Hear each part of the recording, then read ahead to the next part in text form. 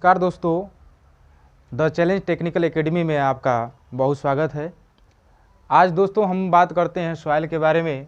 जैसा कि हम लोग जानते हैं कि प्राचीन काल से ही भारत पर या किसी भी विश्व में अगर किसी प्रकार का निर्माण करना है तो मृदा पर ही किया जाता है। पहले से ही मृदा के हम लोग बांध, पुल, सड़क, घर इत्यादि बनाते आते थे। तो कोई भी व्यक्ति मृदा के बारे में अच्छी तरह से जानकारी रखना उसके लिए बहुत लाभदायक होता है।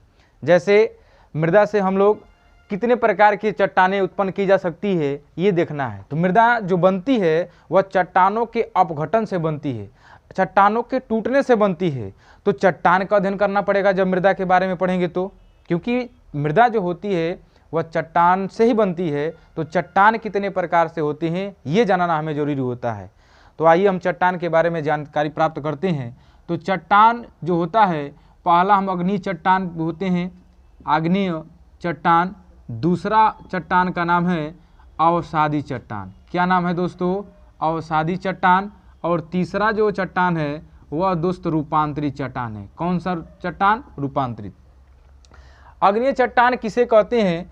अग्निय चट्टान जब पृथ्वी के नीचे जाते हैं तो पृथ्वी का टेम्परेचर बढ़ता जाता है, और पृथ्वी के जो टेम्परेचर बढ़ता है वह 1 किलोमीटर जब जाते हैं पृथ्वी के अंदर तो 10 डिग्री सेंटीग्रेड टेम्परेचर बढ़ता है।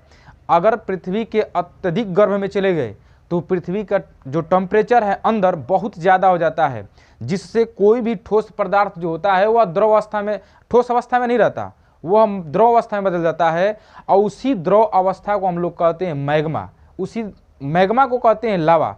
जब वह लावा पृथ्वी की ये सतह हो गई, पृथ्वी लेयर लाई पटलों में बनी हुई है। जब पृथ्वी के नीचे जब मैग्मा प्रेशर डालते हैं सतह पर, तो ये प्रेशर डालते रहते हैं हमेशा। जब प्रेशर डालते हैं तो जब पृथ्वी को छेद कर जब ऊपर आ जाते हैं तो ये इसी क्रिया को, जब पृथ्वी को भाग को छेदा और ऊपर आ गया तो इस क्रिया को कहते हैं दोस्तों ज्वालामुखी का फूटना। और जब यह लावा ऊपर जाते हैं तो वातावरण के प्रभाव से धीरे धीरे ठंडा होते हैं, और ठंडा होने के बाद चट्टान का रूप धारण करते हैं। तो इस चट्टान को कहा जाता है अग्निय चट्टान।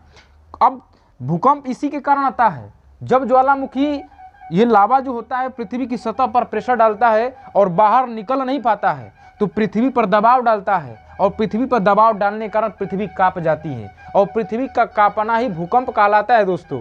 तो हम जानते हैं कि अग्निय चट्टान का उत्पत्ति कैसे हुई? लावा और मैग्मा से हुई। जब पृथ्वी का गर्भ में से मैग्मा और लावा बाहर आया तो अग्निय चट्टान का रूप धारण किया। अग्निय चट्टान जो होती हैं दो प्रकार के होते हैं दोस्तों। पहला क्या होता है?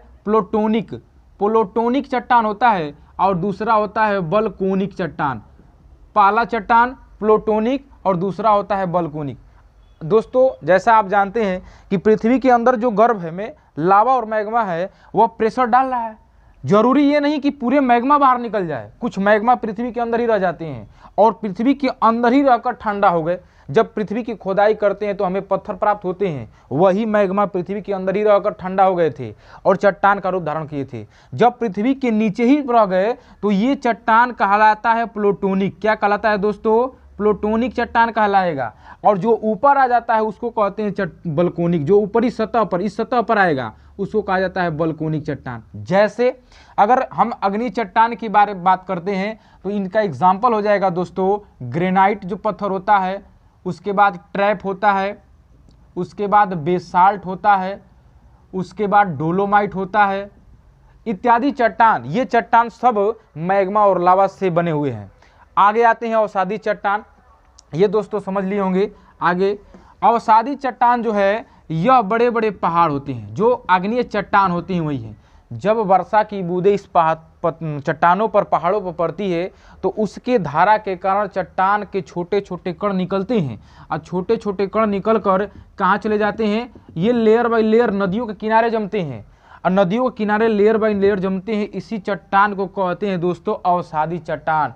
अवसाद मतलब होता है कि बेकार चीज और निकल कर दूसरे स्थान पे इकट्ठा हो गई, उसी को अवसाद कहते हैं। तो अवसादी चट्टान ये हो गया।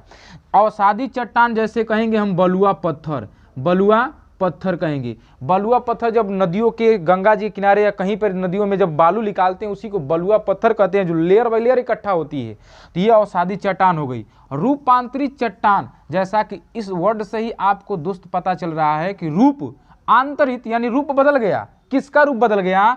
अग्नि और अवसादी का रूप बदला। क्यों बदला? जब अत्यधिक ताप और दाब दिया जाएगा, अत्यधिक ताप और दाब, अग्नि और अवसादी चट्टान को ही अत्यधिक और दाब और ताप देते हैं तो उसका रूप बदल जाता है। जैसे दोस्तों आप भी जानते हैं कि अगर आपके ऊपर ज़्यादा प्रेशर डाला जाएगा तो आप दब जाएंगे, हो सकता है आपका आकार बदल जाएगा। अगर आप ही हैं, अगर आपके ऊपर आग दिया जाए या आग पे पास आपको बैठा दिया जाए तो आप लाल हो जाओगे, हो सकता है झुलस जाओगे। तो ये आकार बदल रहा है आपका भी, ऐसे ही पत्थरों का आकार बदलता है। अगर ग्रेनाइट पत्थर कौन सी है? ये तो आप जानते हैं कि अग्निय चट्टान है, लेकिन अग्निय चट्टान को अत्यधिक ताप और दाब देंगे तो ये चट्टान ग्रीनीज में बदल जाता है। किस में बदलता है? ग्रीनीज में।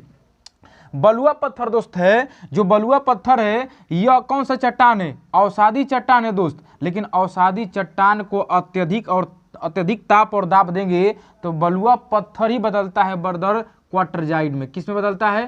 क्वार्टजाइट में। मार्बल संगमरमर का नाम सुने होंगे।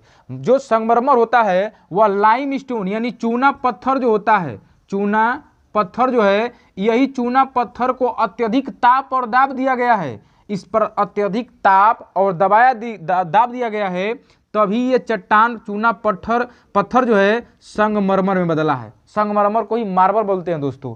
तो ये चट्टान होते हैं, इन चट्टानों के विघटन से ही मिट्टी का निर्माण हुआ है दोस्तों। कैसे हुआ है देखिए, आगे बढ़ते हैं तो आप ध्यान देते रहेंगे और एक बार रिवीजन करके इसको वीडियो को पीछे करके देख सकते हैं। अब आते हैं, देखिए जब चट्टान है, इस चट्टान का विघटन हुआ, इस चट्टान का क्या हुआ? विघटन हुआ। चट्टान है, चट्टान का विघटन होगा, विघटन होगा।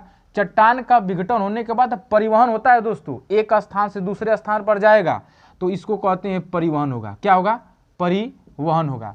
परिवहन होने के बाद इसका अभ्युत्थान होता है दोस्तों, अभ्युत्थान यानी दोबारा उसका अभ्युत्थान होगा, जमा होगा। अभ्युत्थान को कह देंगे जमा होगा। जमा होने के बाद हमको क्या प्राप्त होती है? मृदा प्राप्त होती है। फिर दोबारा यह मृदा बनते बनते चट्टान का रूप धारण कर लेगी तो यह धीरे धीरे फिर चट्टान का रूप धारण करेगी और चट्टान का रूप धारण करने की फिर वहां पर आ जाएंगे। फिर यही प्रोसेस चलता रहता है, मिट्टी बनती रहती है। आगे दोस्तों, जब चट्टान का विघटन होगा तो कितने प्रकार से विघटन होता है, कितने प्रकार से टूटते हैं तो हम जानते हैं। आप देखेंगे कि जानवरों के द्वारा, हवा के द्वारा, वर्षा के द्वारा, बर्फ के द्वारा, हिमपात के द्वारा, जानवरों के द्वारा। कैसे? जो जंगली जानवर होते हैं पत्थरों पर चलते रहते हैं तो उनकी खुरों से पत्थर के छोटे छोटे टुकड़े होते हैं और उनके पैरों में लग जाते हैं और एक स्थान से दूसरे स्थान पर उनके खुरों के माध्यम से ले जाते हैं। तो वह छोटा सा जो पत्थर का टुकड़ा है, चट्टान का टुकड़ा है, एक स्थान पर चला गया तो परिवहन भी हो गया, क्योंकि एक स्थान से दूसरा स्थान पर पहुंचा है।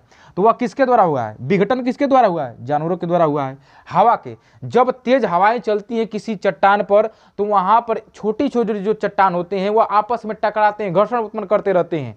तो एक बार घर्षण उत्पन्न करेंगे तो चट्टान का विघटन होगा। उसके बाद वर्षा की बूंद, जब बारिश पड़ेगी बूंद चट्टानों पर तो वहां पर छोटे छोटे कण निकलेंगे, वहां भी निकलकर एक विघटन होगा। हिमपात, जब बर्फ होती है तो पिघलती है, जैसे आप लोग अभी हाल ही में सुने होंगे कि चमोली में ग्लेशियर पिघल गया है, तो ऐसे ही हमेशा पिघलता रहता है। जब पिघलेगा तो चट्टान के कण टूटेंगे उसके साथ, बर्फ के साथ, और ऊपरी सिरे से नीचे आ जाएंगे। अब नीचे आएंगे तो विघटन हुआ। परिवहन किसके द्वारा होता है? हवा के द्वारा परिवहन होगा, हवा के द्वारा, पानी के द्वारा परिवहन होगा। गुरुत्वीय बल के, जो पृथ्वी लगाती है किसी भी वस्तु को ऊंचाई पर आता है, गुरुत्व बल लगाती है और खींचने की कोशिश करती है, तो गुरुत्व बल के कारण भी चट्टान का क्या होता है? परिवहन होता है।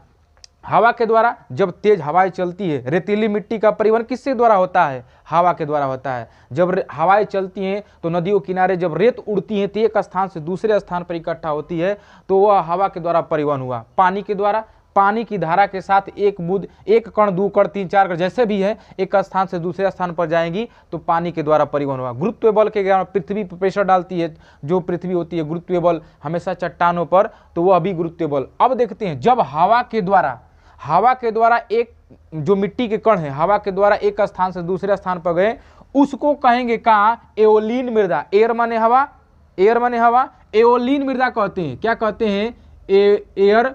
एओलीन, एओलीन मृदा कहेंगे दोस्तों जो पानी के द्वारा होगा, जल, जल यानी पानी, तो इसको कहते हैं जलोढ़ मृदा। जलोढ़ मृदा, जैसे आप लोग जानते हैं दोस्तों कि जलोढ़ मृदा होती है फसलों के लिए बहुत उपजाऊ होती है, बहुत अच्छी फसल के लिए मानी जाती है जलोढ़ मृदा।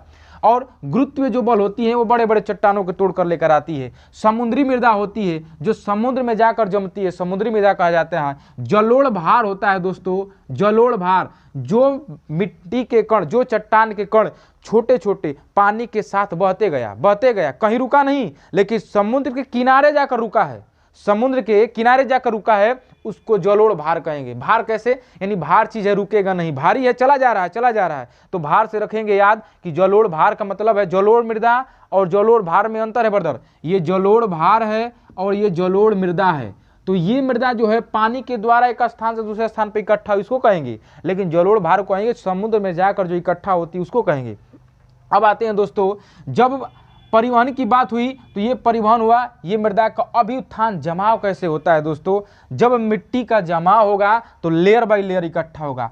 तो जब लेयर बाय लेयर इकट्ठा होता है तो लेयर का यानी कण की बात हो गई। तो कण कितने प्रकार के होते हैं, अगर इसको नोट करना चाहते हो तो नोट कर लें, स्क्रीनशॉट करना चाहते हो तो स्क्रीनशॉट कर सकते हैं। आगे बढ़ते हैं दोस्त, जब हम लोग बात करते हैं चट्टानों के मृदा के कणों के बारे में, तो मृदा के कणों के बारे में बात करेंगे दोस्तों, मृदा के कणों के बारे में। तो दोस्तों मैं एक ट्रिक दूंगा, उस ट्रिक से आप लोग जितने आप के अंदर, जैसे जेई जितने होते हैं सिविल इंजीनियरिंग के अंतर्गत आते हैं, तो मिट्टी का अध्ययन कभी विज्ञान के अंतर्गत कर सकते हैं, जो मृदा विज्ञान कहा जाता है उसके अंदर भी कर सकते हैं।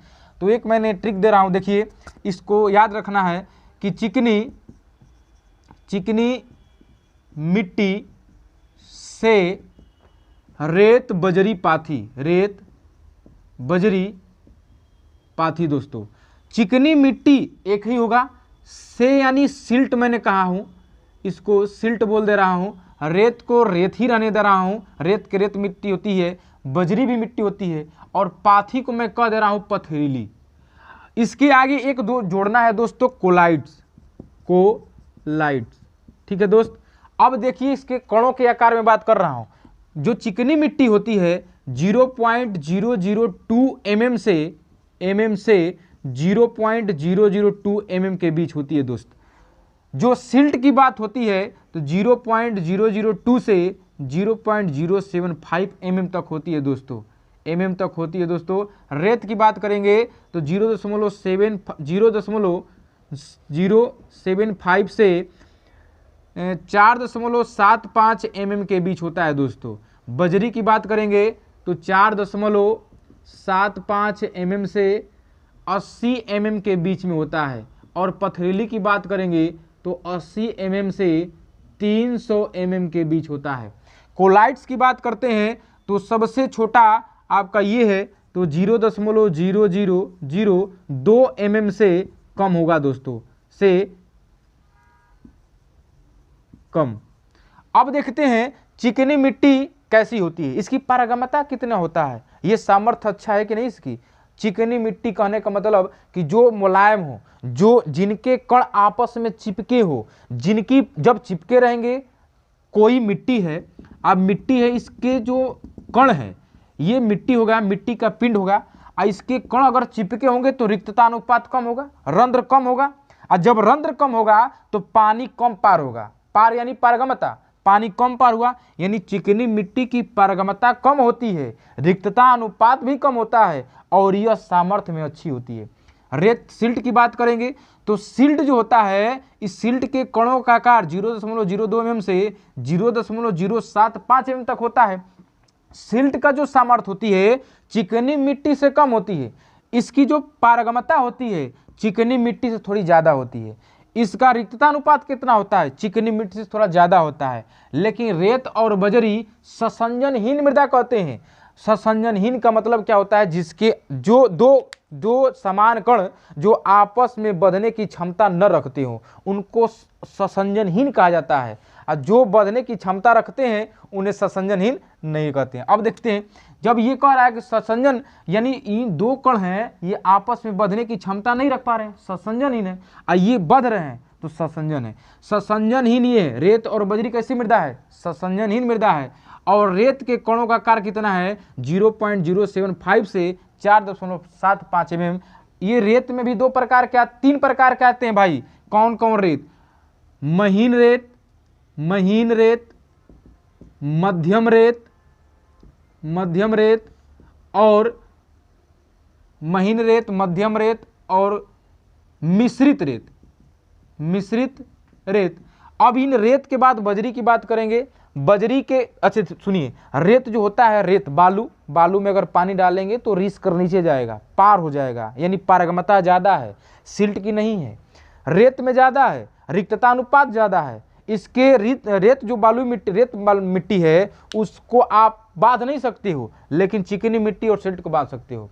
पथरीली की रिक्तता अनुपात ज़्यादा होगी, पारगम्यता सबसे ज़्यादा होगी, सामर्थ्य कम होगी इसकी। लेकिन कोलाइट्स की बात करते हैं तो कोलाइट्स की पारगम्यता नहीं के बराबर होती है, यानी कहने का मतलब इसकी सामर्थ्य होता है ज़्यादा। इसकी सामर्थ्य कितनी होती है? बहुत ज़्यादा होती है। और ये सामर्थ्य ज़्यादा होगा, इसके जो कणों का आकार होगा 0.002 mm के बीच होता है दोस्तों। तो आज हम मिट्टी के कणों के बारे में जानकारी किए हैं। हम अगले वीडियो में इसके आगे पढ़ेंगे। अगर आपको अच्छा लगा होगा तो आप सब्सक्राइब और शेयर जरूर करें। और थैंक यू क्लास।